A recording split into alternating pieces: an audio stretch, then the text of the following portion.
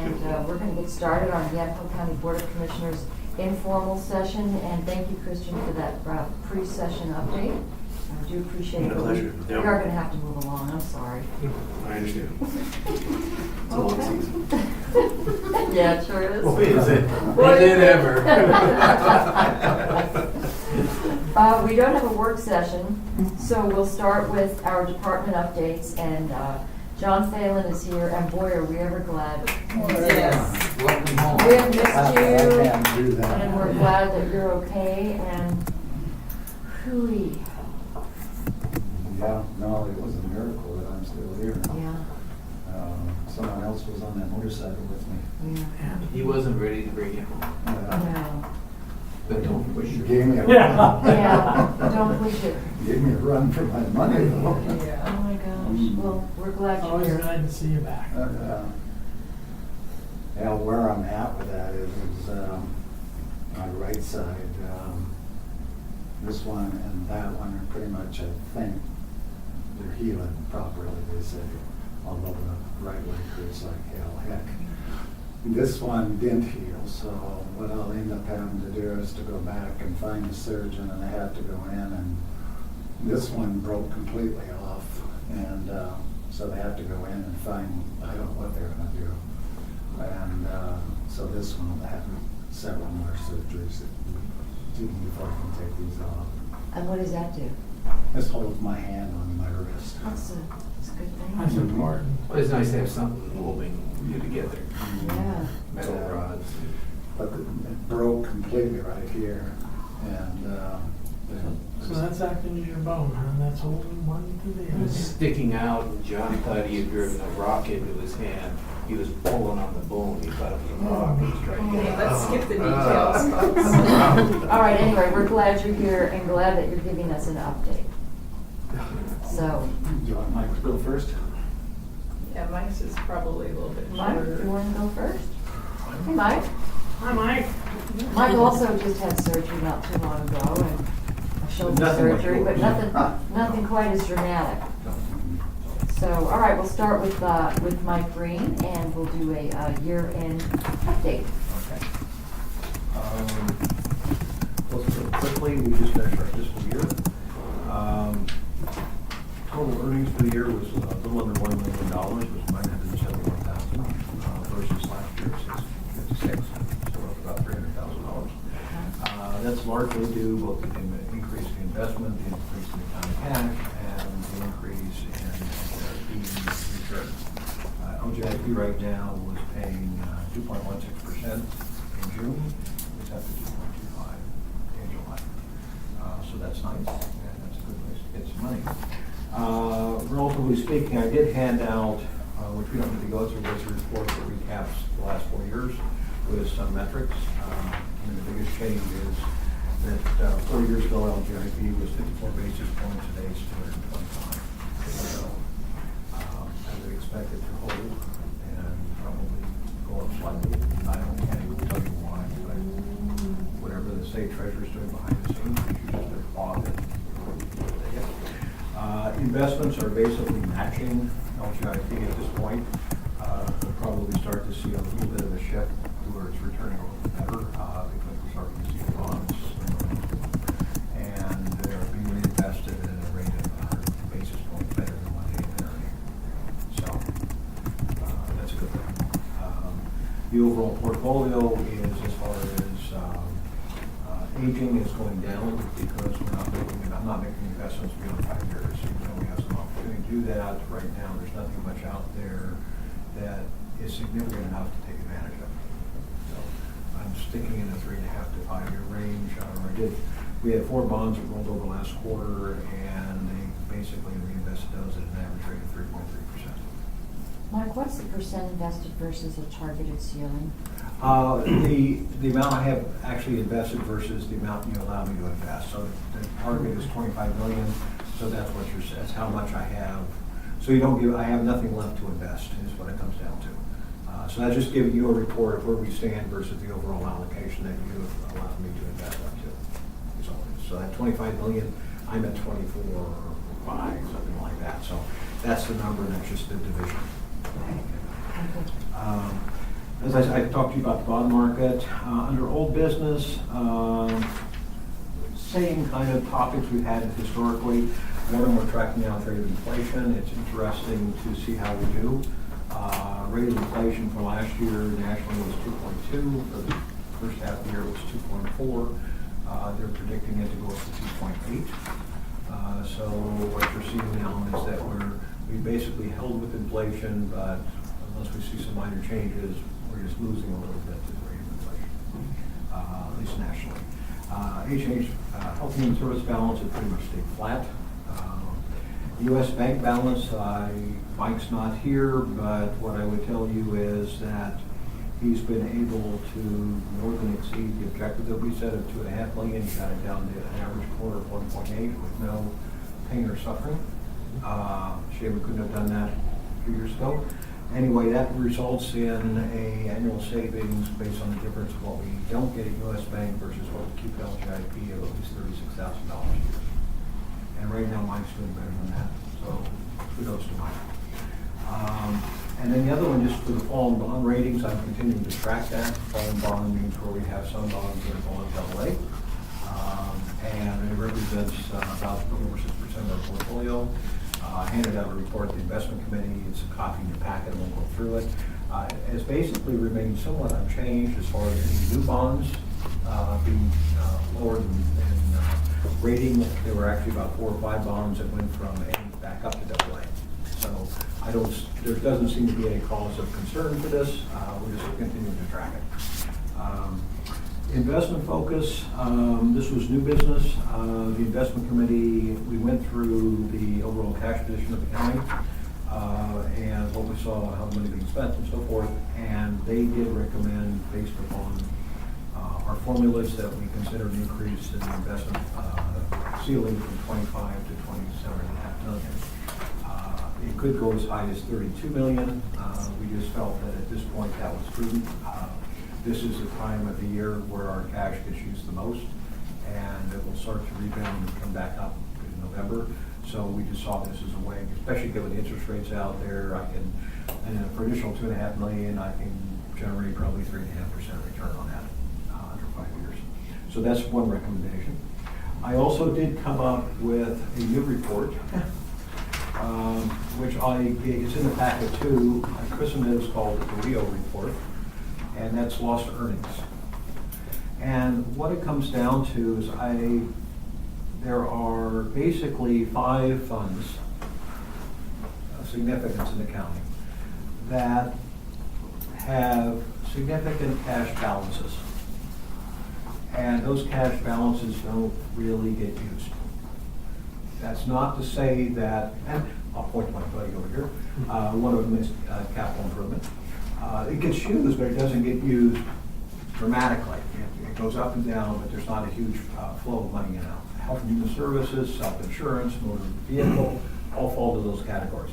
That's not to say that I'm not saying that those monies shouldn't properly be stored in those departments. I'm just looking at its use rate. And the reason for that is if historically those monies could have been in the budget classified as not near-term use, they could have been invested longer term. My example is solid waste, and that's the only one that we use in that category. If that were the case, and you look at the historic run rate, the difference is about $200,000 a year in lost revenue opportunity for the county, historically. That's on all, that's always, that's on all of them, right?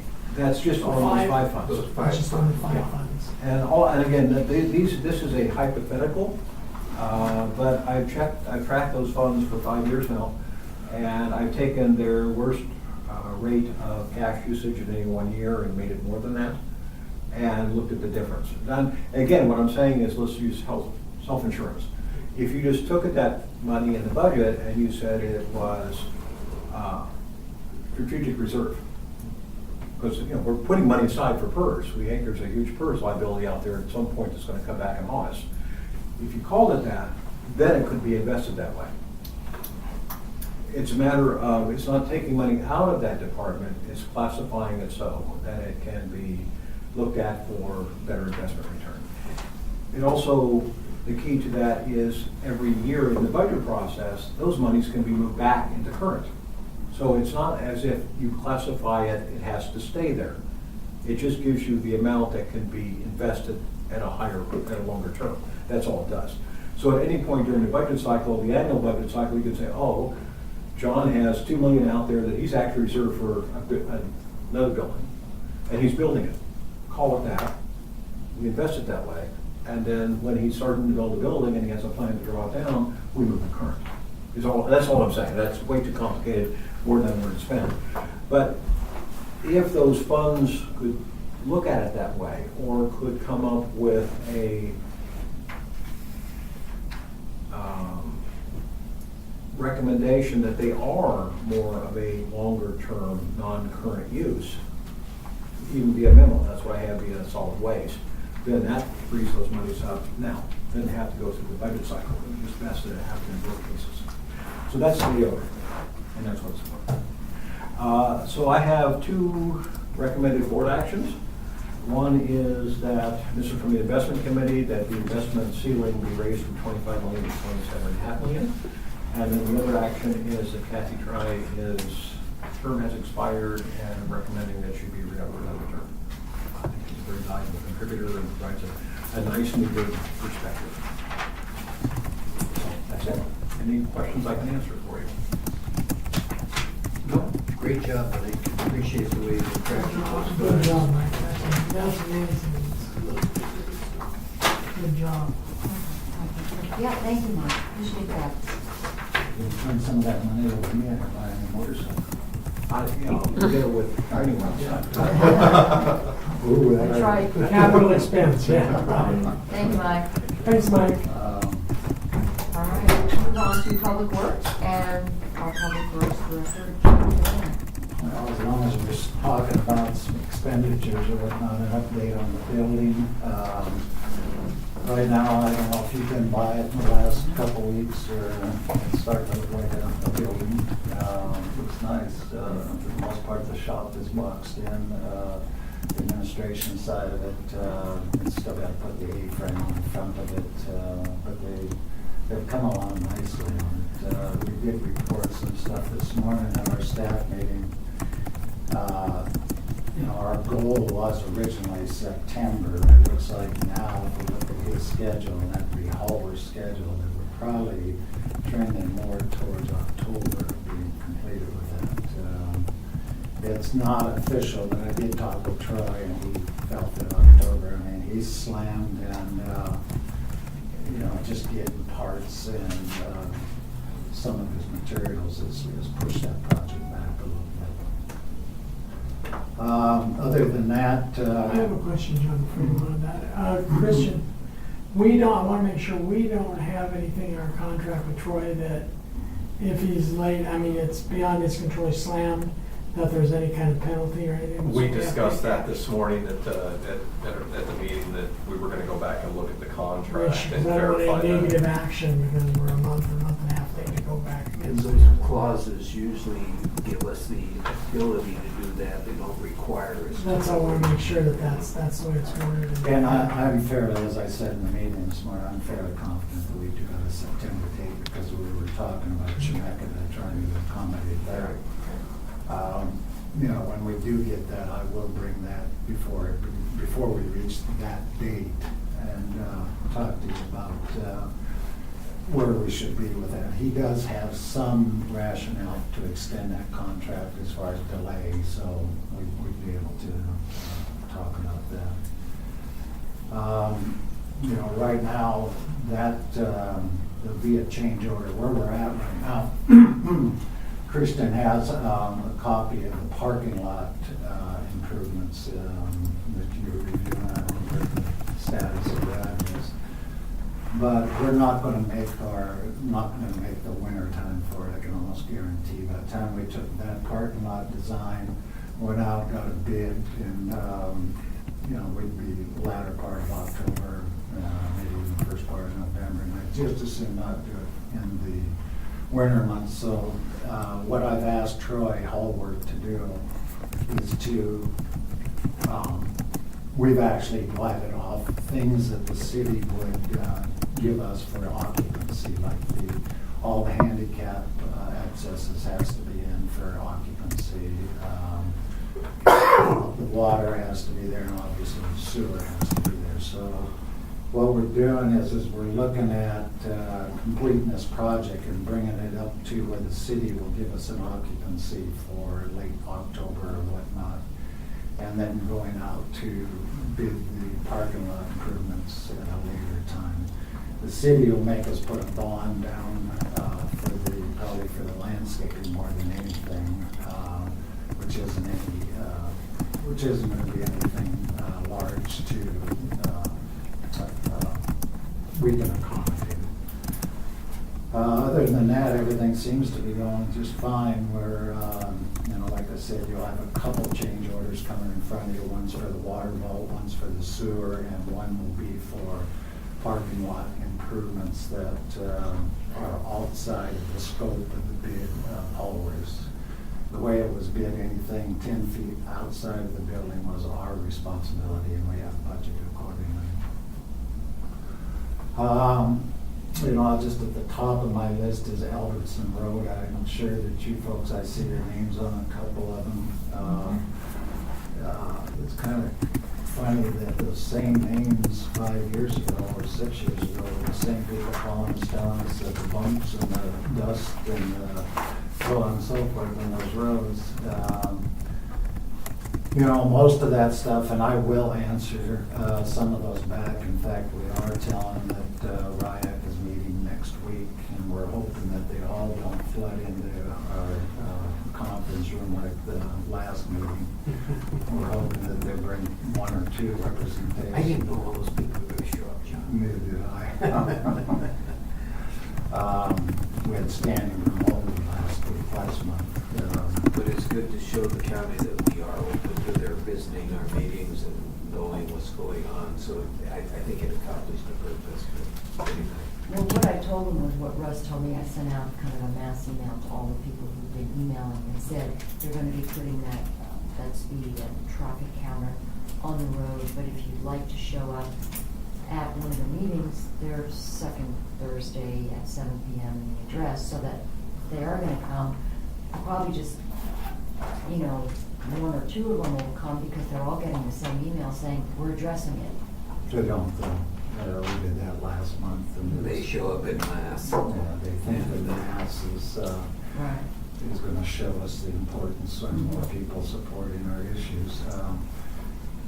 Frankly, Commissioner, we did a traffic study on that before it was paved, and it'll be interesting to see what it comes back after it's paved. Obviously, and we sent a letter out to all the landowners that abutted that road, and in that letter, we explained that traffic speeds and volume will increase, and that's our standard letter that we do send out. So we were very much upfront with them that these things would happen. So they were very much aware of it. And if I remember right, there was very little, if any, opposition to that road. In fact, I don't think there was anybody. Careful what you ask for, because you just make You just got it. It's like we're opening all over again.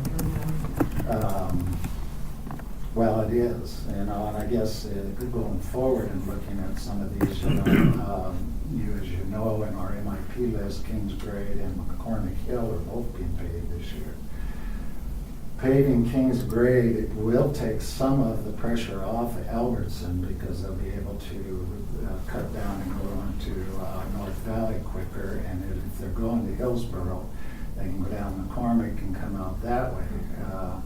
But you're going to have the same situation with those folks is that their traffic is going to increase. Now, our letter that the Commissioner and I sent out 3 months ago, that's exactly what it says, is that they can expect this to happen. So they've both been informed, and as we've talked about, there was only one or two in opposition to both of those roads. So the use of Jake brakes, you hear that? That's the internal brake on a diesel engine.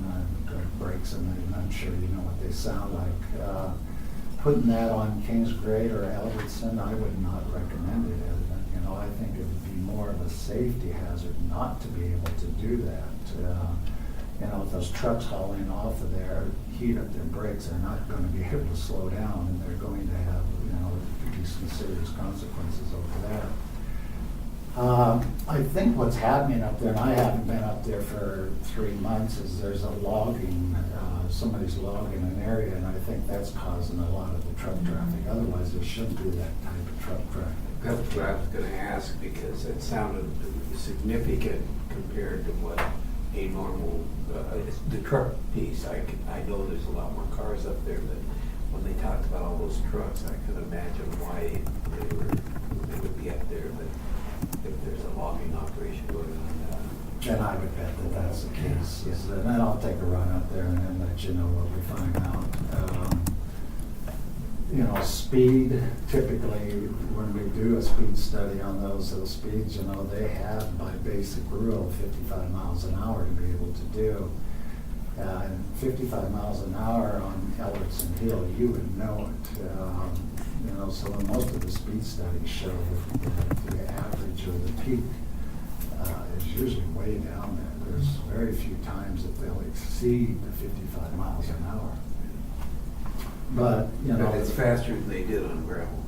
Well, yeah, and it probably is, Yeah. but, you know, the sheriff's department, obviously, I don't have any control over that. And if we wanted the sheriff's department to sit up there, we are going to ask them to move their trailer up there, so we will have a report that tells you the average rate of speed, the number of cars that come up there, number of trucks that come up there, and so on and so forth.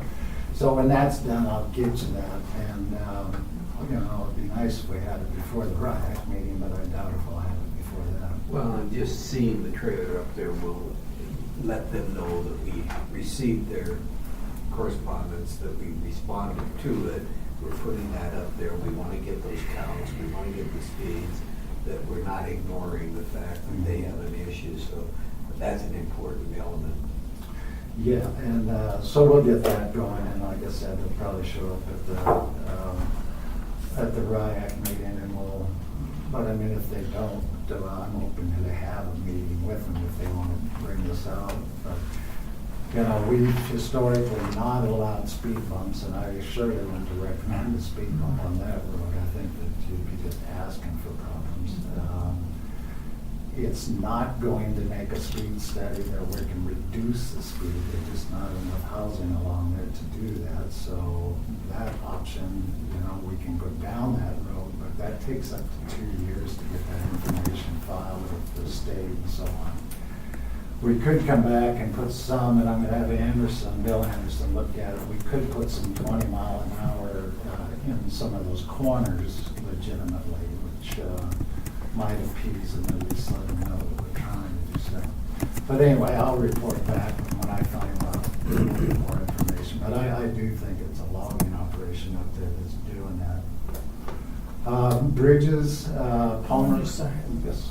Mary, you said you did a email blast to a lot of people who contacted you. Anybody who contacted me, I sent them what Russ sent, which is that they're doing their count, and that they were. Can I get a copy of that? Because I've had a couple people call me and I wasn't aware that any kind of communication went out, so if they call me, I Yeah, can. you got tell them. emails because you were copied on all of the emails that I got. Okay, I'll look, because I sure don't remember seeing what it came from, who it came from. There were a number of people who. Yeah, but I mean, who was the originator?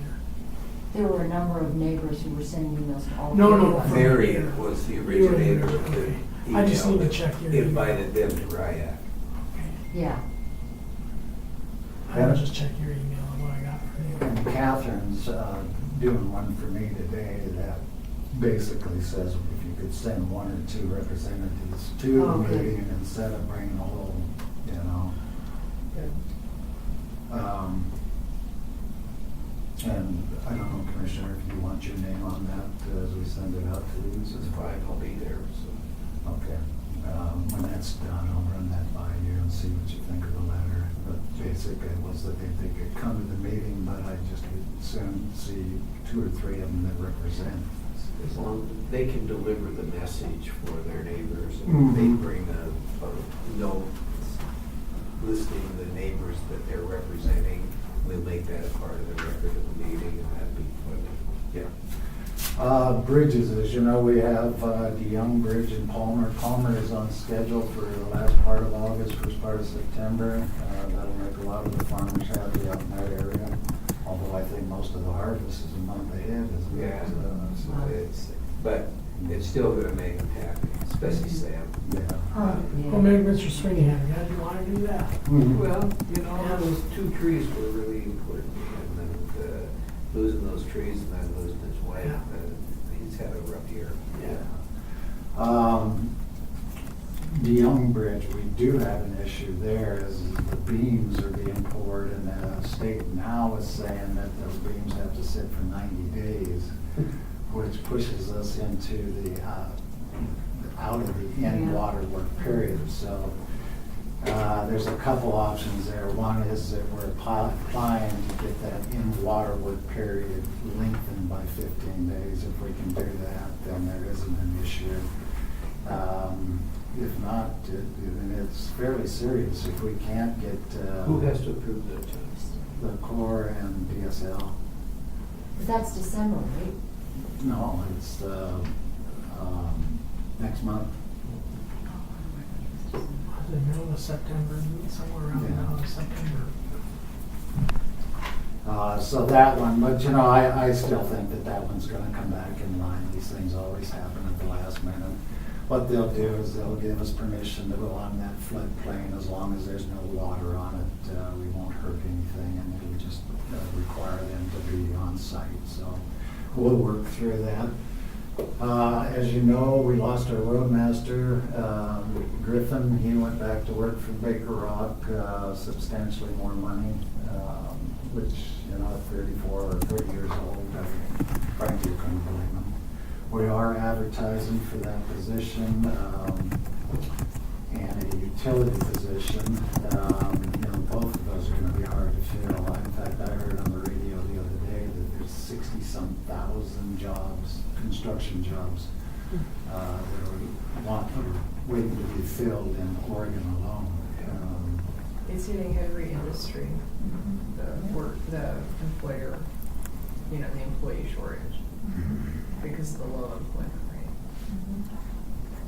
Yeah, and it's like we talked this morning at the staff meeting, that roadmaster position is really critical for Yannick County going forward, frankly. Absolutely essential. At some point or another, we at RIAD probably will start talking about a succession plan and see how this is all going to turn, which obviously you guys. Well, if you're all buying another motorcycle, we've gotta hurry that plan. It only took me 64 years, Commissioner, before. Fortune. Now that you've broken that seal, Yeah. you know, no, but we do need, and it was unfortunate to lose one we had, but it is what it is. But we really need to be looking at that plan, and we don't know how long Roy's gonna be around, and we need to be ready to look into that too. Yeah. You know, the one thing that I will say is that there's not a formal succession plan, but you know, me being heard, the group out there, the staff out there stepped up, and you guys didn't miss a beat out there, so, you Russ know. was really, Yeah. No, they did a good job. Russ and Roy, that whole crew did a great job, and even losing the person we did, it was just, they kept going. I was very proud. Yeah, they never missed a beat, so I guess you don't need me, I might as well just go fishing. no, not yet. Now, if you want to go Well, fishing, they bring were fish able to back, do that, then that's John, okay. because you had given them that leadership, and that's why it happened, but you don't need to take off just yet. We'll tell you what's happening. But it did please me, I mean, it honestly did, and to see him step up to the plate and not, you know, that's a definition of a good leader, is that they took over without missing a step, so they did well. Moving on, right now, the MIPs, we have paid Fox Ridge, but that was on last year's list that we just finished up. Mighty Valley's been paid, and Willis Road's been paid. Right now, we're planning September 4th is when they're coming back. Obviously, we got a Hill Road, Crow Creek, and Kingsbury, McCormick Hill, list, pretty much, but he's telling us he's coming back September 4th and should be able to stay with us. If I remember right, we moved that date up to October 1st in his contract this year. I'll cut this short. With George Fox, the project that, every year we pick a project for the class to do, and then we have the intern. The intern this year has worked out very well. He's a good young man. We're using him for the building and for several other projects. So what we're planning on doing right now, unless you have other projects that you would like to see come forward on this, and is we have been talking about Cove Orchard developing a master plan for that facility out there, so we're going to give that to them, or Stag Hollow. And Stag Hollow next year, I think, will come before you as a road to be paved. It has some drainage issues down on the 240 side. So those were the two roads, or the two projects we were going to give to George Fox, unless somebody, one, then they'll have the choice of picking one or the other. Well, John, Kerry and I have talked about potentially going after a community development block grant for the Cove Orchard master plan. So she's gonna do some initial research into that to see if that's a possibility, because that could end up being a little bit more expensive and require an engineer, a solid waste engineer. Mm-hmm. So we'll give you some more information once she does some research into that grant. How long would that be, Laura? I think they're due September or October, early October. Yeah, looking at that date and time, obviously if they want this project, they want me to commit to a project as early as next week. Yeah, but a master plan for a sewer district, I think would require some special technical expertise that would cost money Could they work together? beyond the Could they work intern. together on it? If we got a block grant, that George Fox could work with the engineers Sure. on it? Well, the Would that do engineering it that department way? at George Fox could Yeah. work with the Because that's a good, I think that'd be a very good project, John. Bob, I'd I put that know, on is that, yeah. really a strong supporter of those kinds of programs. Yeah, the only issue I would see there is if you were able to get the grant, and then by the time you solicited for the RFP for the firm to do the hydraulic study or hydrology study and whatnot, I would imagine you're talking way into Next year. spring or sometime of next year, so. I don't know about spring, but maybe, or, January or February. Couldn't they say yes to it? Let's say they chose Cove Orchard. Maybe they won't, maybe they'll go with Stag Hollow. So if they said yes to it, couldn't they start to work on it, and then if we don't get anything, no harm, no foul, because they could work together, no? Because I haven't had Carrie flesh out what the scope of work would be, I don't know. It's hard for me to say, because I don't know. Well, see if exactly they what could do would those things that if we did get a grant, the grant the engineer can use based on a lot of stuff that George Fox would do, their engineering department would do, would be that much farther ahead of the. Yeah, I think it would be of value to the county to go ahead and start this. Even if we have to pull them off or just let them do it independently, or like you said, they Yeah. might be able to.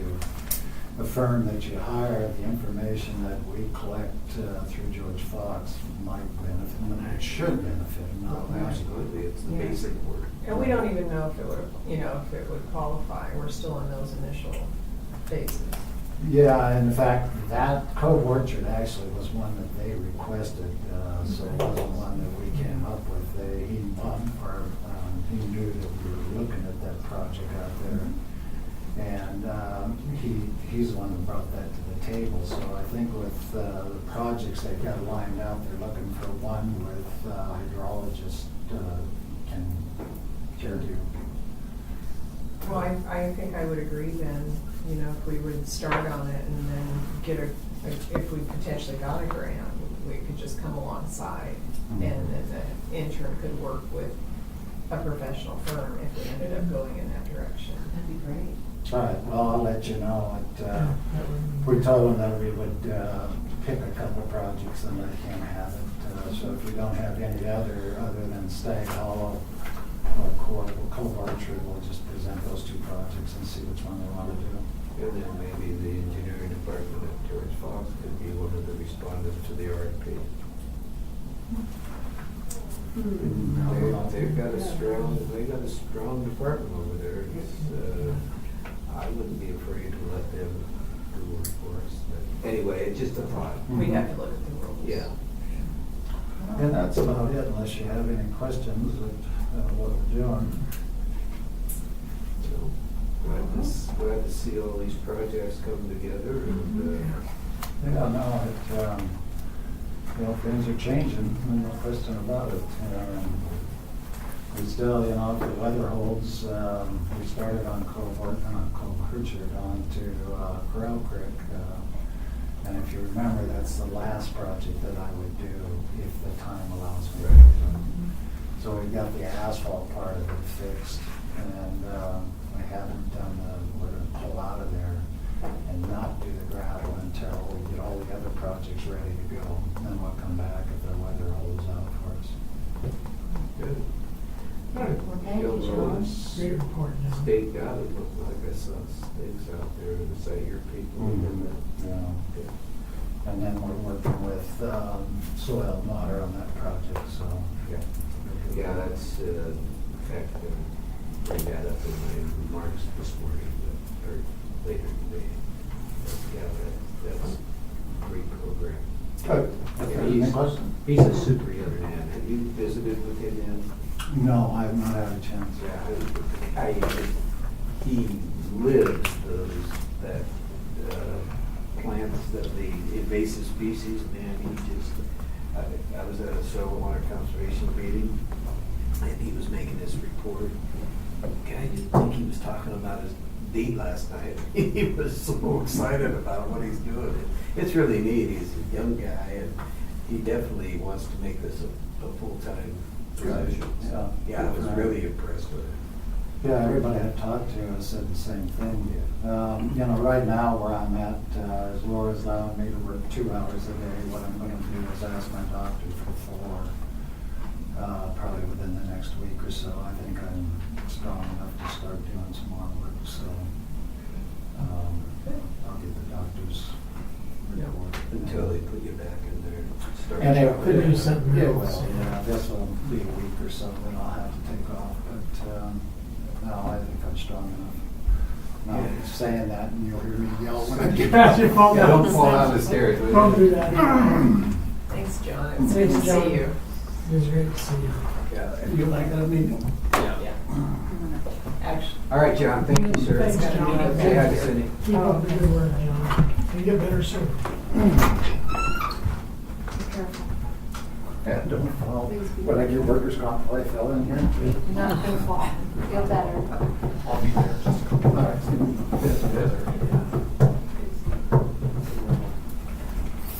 Alrighty, so let's move on to the preliminary consent agenda. Anything that you'd like to see removed from the consent agenda at this point? No, I do have a question for Ken, I guess. The RSS architecture, how many bids did we end up getting on that one? Well, again, with that one, it's an architect, with Randy, Right. so it's not a true, and Christian, I'll let you help me out with this, that we don't necessarily go out for RFPs, it's RFQs, it's an architecture contract, so he's on our list. Talk to anybody else for this one. So we didn't, because we have a list of architects, so that's why we went to Randy on this one. Anything else? All right. We have nothing else in item D, no executive session. We'll start with commissioner updates. Commissioner Olson? Yeah, I'll go over a couple of things. I'm glad you sent that email last out on Albertson Road, Commissioner. Thank you very much. Just a couple other things. I've had a couple calls. I'm waiting to get a call back from a lady. I have a call in with for Ken Friday regarding. You may know something about this, Christian. A lady who's having a problem with RVs on her property. Her name is Renee Zisper-Luckhart, she hasn't told me what it really was, but I don't even know her address, but she did talk to Mike, and there's some problem with RVs on her property. I don't know if they're her RVs and there's too many of them, or there's somebody else's RV, but I'll have more of that after I speak to Ken. I have a call into a lady by the name of Holden Every, one of our citizens. She wants to sit down and speak as a liaison. She said pretty serious issues with some of the services of Veterans Affairs services. I don't know what those are yet because I haven't talked to her, but as soon as I find out, I'll sit down with Veterans Services and see if they're really problems or she just saying they're problems. I don't know, so I'll be working on that. If you did get it this afternoon, the assessor, Derek, sent out the first year report from the new Thomson Reuters system. Collection rate, we did real well. This year was at 97.2%. Usually we average about 95 to 96%. And as of the end of June, we still have $3,747,000 in taxes uncollected. Our cap and delinquent rate for tier 1 is 35,000, for tier 2 is 8,000, which isn't too bad. And the only other thing, I think I might have said something out yesterday, if you don't know, one of Derek's staff's Elaine is going to be featured in Thomson Reuters magazine and on their brochures and the website video on success of the leadership success of the Thomson Reuters system. They picked Yamhill County's implementation as a success for Thomson Reuters, so she's going to be featured in some of their advertisement in their magazine, and did a very good job of that. And then the only thing I have, I'll talk about more next week, is after September. I was going to do this in July, but things led to other things. I'm going to be convening, you'll hear more about convening some meetings after Labor Day. And I've talked to some of the local appointed and elected officials to discuss some of the things for rural development. One is housing for rural development, different options. And the other is the new broadband initiative for rural development, what rural development can do for broadband. They have about $13 million set aside for broadband development in the rural areas. So I'm going to be convening some meetings that I'm hoping, Mary, to sit down and talk to you, because I like the kind of structure more like you did in Water Task Force, those kind of meetings, because I think those have been very, very successful, those kind of meetings. And that's all I have. Thank you, Commissioner. Commissioner Prevasic? Yeah, the Yamhill County Fair last week was a tremendous success, largest one ever. We had Friday was just blow your socks off. We had just at the gate $41,000, which was At the gate. That was just Friday at the gate, which 10, 11 years ago, that was the entire fair, run of the fair. And anyway, everybody's just really excited. Our vendors were just over the top, where everybody's up as much as 50%. There wasn't a part of the fair that wasn't ahead substantially over last year. So very, very successful, and it was L's 58th fair, and he was, well, I'll tell you, that guy was so excited. I was with him most of the time out there, and he just was running his tail off. Guy's 80 years old, and he was so excited. And so anyway, then he's already got part of our entertainment lined up for next year. So he's really, anyway. Well, let me tell you, Commissioner, I've heard, because I've known the guy for years, the adulations and the praise and the talk that went around about what Gary Wirtz has done was just phenomenal, with the new commercial exhibit buildings, the whole running of the fair. So he did a great job. Everybody just thought he was super with it. And working with Alan, two of them working together was great. we got some plans, and we're gonna start working on those next month, but it's, yeah, anyway, that was good. Another thing I wanted to report on, all morning I've been out at the Tri-State Conservation Commission. It's called the Zenith. It's the meeting of Oregon, Washington, and Idaho conservation districts and various commissions, state commissions. And they're having it at the Heritage Center, and I was asked to do the opening welcome. And so I stayed there for the meeting this morning, and a lot of really, really interesting information from a variety of different speakers. Very, very enjoyable. But it was nice to see that group brought to our community, and they will be spending some money while they're here, and so that's always a good thing. But Barbara Boyer has done a terrific job representing our county in their soil and water conservation work, and she's the one that brought that here. So they're in town. They'll be rested today and tomorrow. Tomorrow they'll be meeting at the Miller Wood. And tonight there's a dinner at Remy Winery. So very good meetings. So what did our national director of the fair think of our fair? Have you had a chance to talk to her? That was the other thing. Marla, it's the first time we've ever had a representative from the International Fair Association, International Fair and Expositions. And she just she couldn't believe it. The things that were going on, all the things that we were doing. We had a 75-acre fair and a 27-acre piece. I mean, she was just blown away by all of the activities and the excitement. It was really neat to have her here. She couldn't say enough good things. And one other thing, just real quickly, I don't know if any of you got a chance when you were out there to look at the tree skirt that the local community is making. The national tree is coming from the Willamette Forest this year.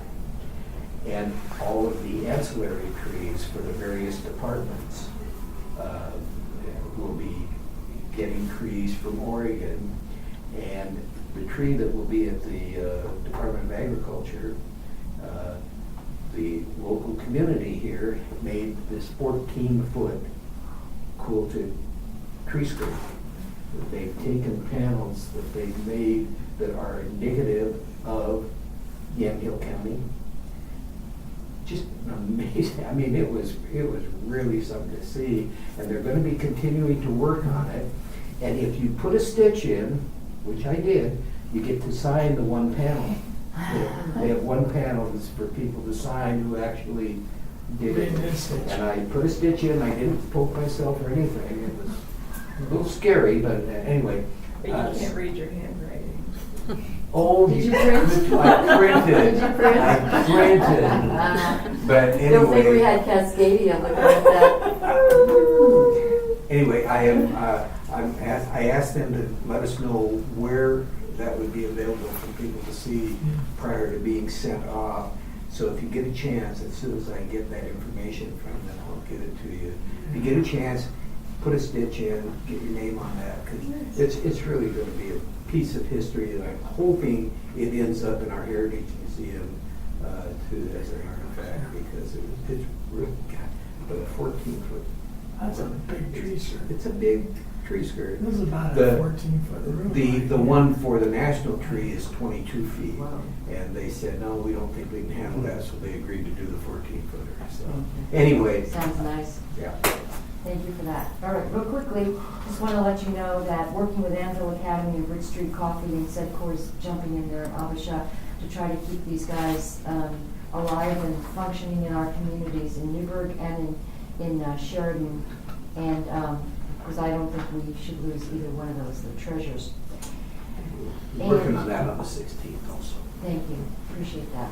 And also found out that there's a new program which will allow people who are in arrears with their taxes on their property tax to get up to $40,000 forgivable loan, which would help to pay back taxes up to $40,000. So Derek Work has agreed to send that out with the notices that are now already going out, letting them know what the programs are at Housing Authority to help them with foreclosure avoidance. So Is that a housing authority program, Mary? it's a state, federal program administered through the Housing Authority, but it's brand new in terms of people, we didn't know about it. That's huge. And also, we've been meeting with the Housing Authority to talk to them about some of our foreclosed properties and the interest that they have, and that they have been looking at a number of them. So we're moving ahead on that. Been working with Representative Noble and Representative Boquist, and they are putting together legislation which would be this hybrid decentralization of child welfare, and hopefully Yamhill County will be the model as we are with our CCO. So we're moving ahead with that. Health and Human Services and the CCO are also, we're working on it from this end. So at some point, we're going to do the 1-2 punch and hopefully be able to improve, lives for the foster kids, 100 foster kids in this county, because as you know, it's become sort of a political football, and we want to make sure we get ahead of that. Office of Emergency Management had a mass casualties tabletop exercise talking about what do you do with remains after there's a mass casualty, and it was really good information. And also, the Red Cross is going to be putting on the Prepare Out Loud preparedness program in October at Linfield. We're going to give you more information about that. It's like nothing else. If you've ever been to this thing, it's like nothing else you've ever experienced. It's phenomenal. So that's coming up. The parade season is over. Commissioner Primzich and I think we did 7. 7 out of 7. Waited. We did them all. The one I waited for the longest was Newburgh, because that's the last one. And that was the last one. So anyway, that's what I have going on. And if there's nothing else for the good of the order, we will adjourn today's meeting at 2:22. Thank you all. Thank you.